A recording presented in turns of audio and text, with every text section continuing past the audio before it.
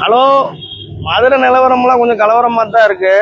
கொஞ்சம் வைங்க, இந்த ஒரு 200 மாப்பிள. வாங்க வாங்க மாப்பிள, நல்லா இருக்கீங்களா? என்ன மாமா எங்களை ஊருட்டு சொல்லி கூட்டு நீங்க பெரிய ஊருட்டு ஊருத்திக்கிட்டு இருக்கீங்க மதுரைக்குள்ள. நாங்க அப்படி என்னடா உருட்டுனா?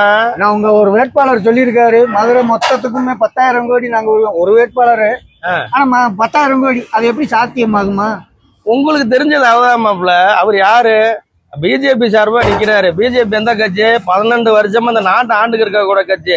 ராம சீனிவாசன் இது வரைக்கும் எம்எல்ஏவோ எம்பிஓ இல்லைனாலுமே இந்த 12 வருஷமா தமிழ்நாட்டுக்கோ மதுரைக்கோ சிவகாசிக்கோ திருநெல்வேலிக்கு எந்த பிரச்சனை வந்தாலும் நேர மத்திய அமைச்சர்கள்ட்ட பேசி ஒவ்வொரு பிரச்சனையும் சால்வ் பண்ணவருப்பா.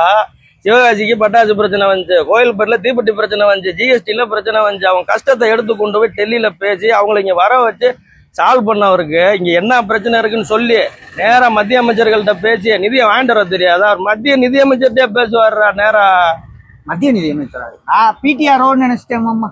அழகு அழகு இதே மாப்பிள, உங்க அறிவு அவ்வளவுதான். பிடிஆர் தமிழ்நாட்டுல அமைச்சரா இருந்தா அதையும் பிடிங்கிட்டாங்க மாப்பிள. இவங்க மத்திய நிதி அமைச்சர், அவங்கள்ட்ட பேசி கொண்டு வருவாரு.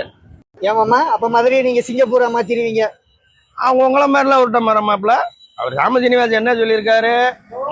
மதுரை இருந்ததை விட இப்ப நாசக்கேடா கிடக்கு. வளர்ந்த மாநகரமா தமிழ்நாட்டுல இருக்க கோயம்புத்தூரை மாதிரி மதுரையை மாத்துவோம் சொல்லியிருக்காரு. மாத்திருவாரு.